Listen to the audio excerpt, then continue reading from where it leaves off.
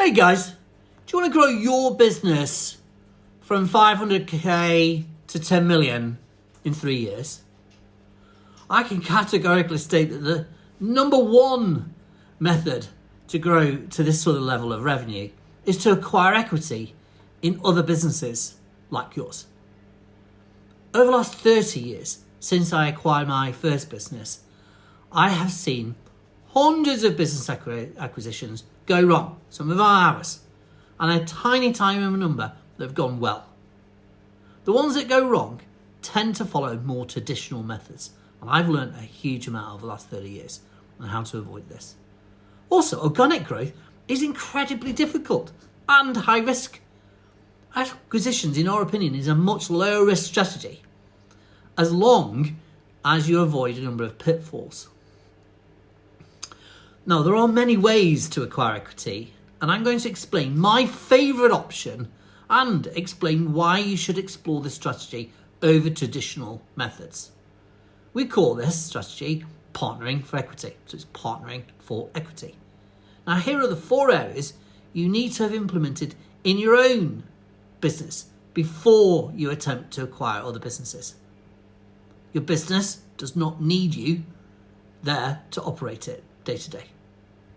Your leadership team operate the business and they don't need to defer to you. In fact, they'd rather you didn't come in the office. That's brilliant. Your business is systemized from end to end and underpinned by AI. You should be doing that anyway. Your marketing and sales functions should be world class. And if they're not already, you need to be doing that anyway. If you've achieved the above within your own business, then maybe it's time for you to acquire equity in more businesses. Why wouldn't you? The businesses you acquire should be in the same sector, in our opinion. So if you own a dentist, acquire some more dentists. You own care homes, more care homes. HVAC. Don't deviate and have lots of different types of businesses. It's really confusing. First of all, create a database of around 500 of these businesses when the owner is over 55, revenue between $500,000 and $5 million. We can show you how to do this. It's much simpler than it sounds. Then use, from a marketing perspective, a book like this, Built to Retire, right? One of my many books that I've written.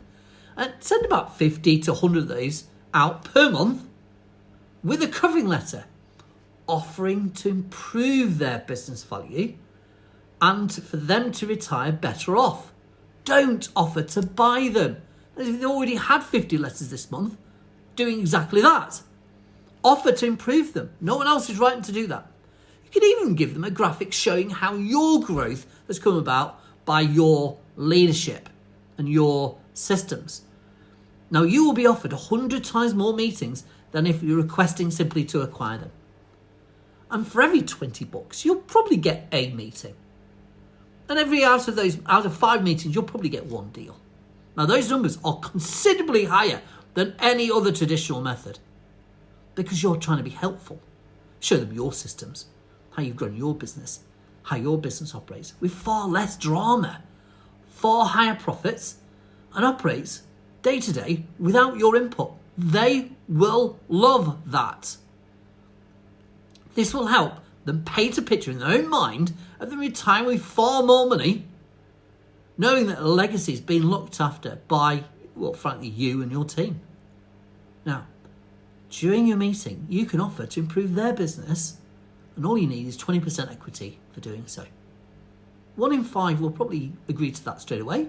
The other 4 may take a few weeks or so, or even months or years to come out. It doesn't really matter. Now, you may be wondering why only 20% equity? Don't you need 100% to be paid dividends? No. Now, also keep in mind that you've not had to, number 1, use any of your own cash to acquire this 20% in a viable business. You've not had to go to lenders, banks, your own bank, anybody else's bank. There's no debt. Add it. You keep private equity at bay, and everyone knows that's a really good idea. If you do use debt to buy a business, you don't really own the company. The bank does. This way, your 20% or 25%, whatever you've been able to negotiate, is completely unencumbered with any debt. Now, once you have equity in a few of these businesses, some of them will start to ask you to acquire more shares from them. That's only natural because they've witnessed how much you've improved their business. They will start to see you as the son or the daughter they never had. And you are the only one they will wish to sell to because they started to trust you, of course. This acquisition model is called an MBO and not an MBI. And most banks prefer these. So do I.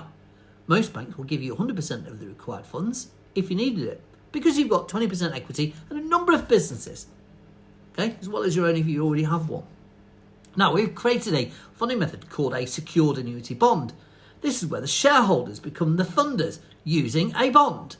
And this forms a much more secure investment than an IFA can offer them. So it's very popular with business owners who are selling their equity. It's not important for you to acquire the equity in the rest of the business. It's not.